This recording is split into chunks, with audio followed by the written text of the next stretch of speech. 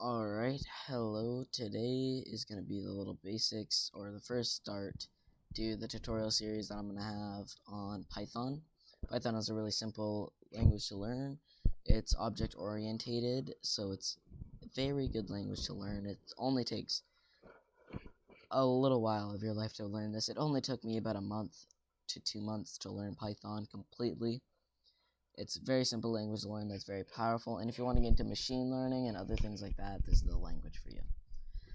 So there are some things that you need to start off with to actually start off everything smoothly and stuff like that. So you're going to need an IDE, and an IDE is a integrative development environment. These are things like Pycharm, Vim, Sublime, and for other things like C#, it's Visual Studios or code blocks, stuff like that. If you've heard of those before, sick. If you already have a Python IDE, sick. But the most beginner-friendly one that I currently know of is Pycharm Community Edition. This runs on all the newest Python versions, but I do recommend just sticking with Python 3.8 because that's what I've learned and I'm going to stick with.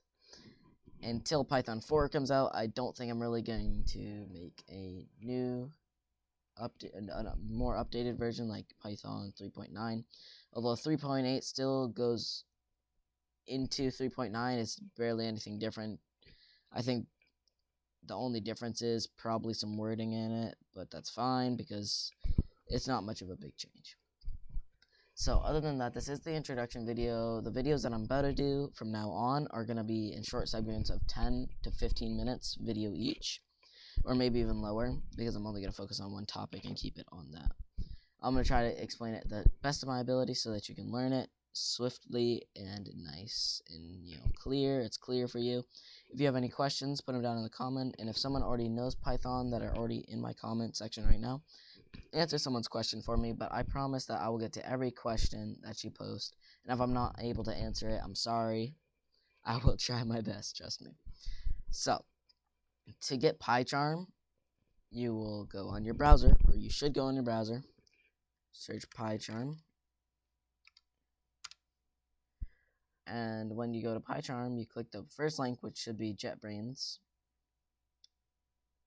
Just click download, and download Community Edition. It'll pull up a download. Now, I don't want to download it again, so I'm not going to do that. Once you download it, just go through the installer, and you should get Pycharm pretty quickly. Next thing you're going to want to do is have to go on the Microsoft Store. If you're not on Windows, that's fine. You can just get Python 3.8 from website, but it's really not good to do that on Windows. So for Windows, it's really simple to get Python 3.8, so I just recommend doing that because it's a lot better. And I think Pycharm actually needs the Microsoft version to run on Windows, but on Mac I know it's different.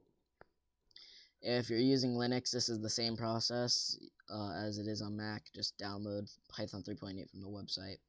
But if you are on Windows, just get it from the Windows Store. And that should be about it for the setup. Actually, no, also you had to get Mac Vim, or Mac, not Mac Vim, Vim, and I'll show you how to get Vim and also Sublime. So Vim is a advanced editor for people who already know most scripting languages. I'm pretty sure Vim is for JavaScript, but it also works in Python. So here's what Vim looks like. It's pretty cool, but obviously if you don't know what you're doing, you won't even know what you're doing. Like insert, you have to press A to insert, and then for, inserting again, you could press I. There's different modes and all this other stuff by pressing different stuff here. It's pretty cool, and if you're an advanced user, I recommend switching to Vim because I'm using Vim currently because it's just pretty sick. But another option for more like intermediate developers in Python, or any language to be honest, is Sublime. Because Sublime is pretty sick. But for Sublime, it looks like this.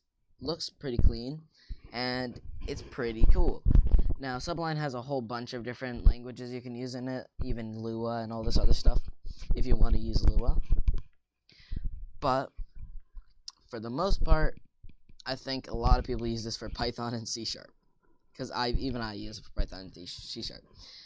I'm not going to try to keep this video too long. I just installed Python, and now it's already installed on this, and that's it. So that's all you need. I'll see you in the next video. It should be posted straight after this one's posted.